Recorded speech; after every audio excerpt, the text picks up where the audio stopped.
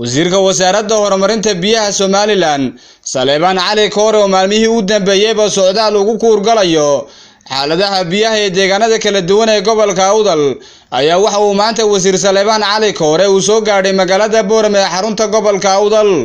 waxaana isla maantaba ay kormeer ay ku soo mareen ilaha kala duwan ee ceelasha shirkadda biyaha magaalada u qaybisay Shaaba ee ku yaala galbeedka magaalada Boorame waxaana kormeerka wasiirka wasaaradda horumarinta biyaha Somaliland Saleebaan Cali Koore ku weheliyay maamulka gobolka Awdal iyo ka degmada Boorame Salaadiin Cuqaal iyo mas'uuliyiin kale waxaana ay si wadajir ah u dhagax dhigeen goob la dhigi doono taangiyada waaweyn ee biyaha ka imanaya galbeedka magaalada Boorame lagu kaydin doono waxaana ugu horeyntiiba halkaasi ka hadlay maareeyaha shirkadda biyaha magaalada u qaybisay Shaaba Aadan Maxamuud Curaagta Hoori waxa weeyaan ujeedka dhagax dhigkan halkan laga sameyn doono ee waftiga iyo martiduba aad arrinhan ugu oomanayn oo ah biyihii galbeedka ee magaalada Boorame oo halkani ay tahay xarunta saldhigga lagu soo wada xidhi doono ay halkan sararku ay lafdhabar u tahay taasi oo in muddo ah sugaynay una oomanayn maantana oo u socdo wasiirkii ma garanaysaan biyaha intaasi kadib waxa iyaguna hadalka iskaga kala dambeeyay maamulka gobolka Awdalka degmada Boorame Salaadiin Cuqaal iyo mas'uuliyiin kale waxayna dhamaantood ay isdul taagan muhiimadda ay leedahay horumarinta biyaha magaalada Boorame inaynu wanaaga u midaysnaano wixii wanaagsan ee ummadda u dana inaynu hormuud u noqono la doonaya ciidanka nabadgelyada iyo inkastoo ayna wixii ka qayb qaatay hawlgallada surveyga wala sameeyaan u malaynayaa oo survey maanta inooma dhina shaqadii in la bilaabo waa la sheegay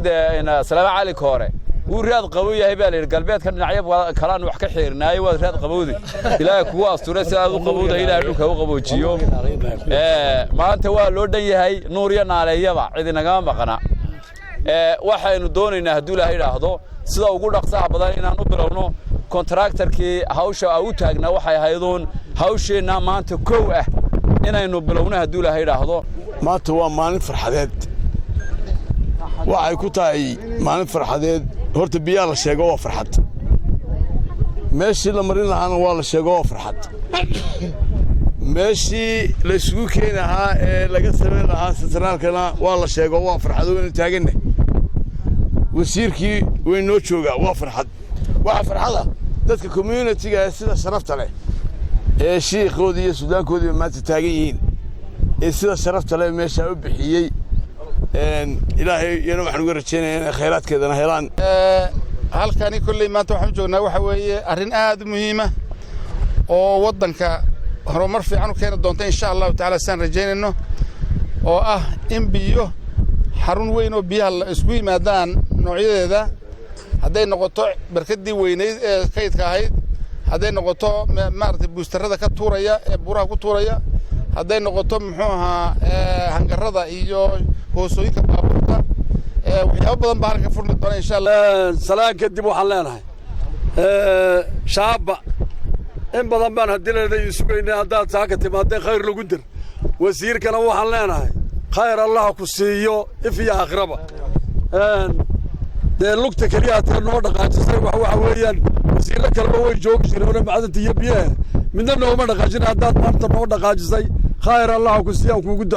gunti iyo gabagabadii waxa halkaasi ka hadlay wasiirka wasaaradda horumarinta biyaha Somaliland Saleebaan Cali Koore waxaana uu hoosta u ka xariiqay ujeedada ay u tageen ceelasha biyaha ee ku yaala galbeedka magaalada haddana waxaa la bilaabayaa dhismihii iyo qaabkii loo dhigi lahaa tuubada halkana dhib kale ma aana kulmina si gobonnimo leh ayaa dadka community-gu u soo dhaweeyeen oo sharaf iyo karaamo ka muuqato dadku mid kale waa inay ogaadaan annagu ma lihin Saleebaan Yuusuf ninka la yiraahdo hadda idin hortaagani meel tareex la yiraahdaan ku dhashay shalay baan ka lahaa waxa isu keenay SDF iyo aniga iyo gudoomiyaha gobolka iyo lacagtan intaaba waxa isu keenay iyo aniga iyo suldaanka intaaba dawladnimada isu kaayeen iyo maamulka ayaa isu keenay dawladda iyo maamulkaana inaynu adkayno la shaqeyno oo aynu meel uga soo wada uga soo jeesano baa loo baahan yahay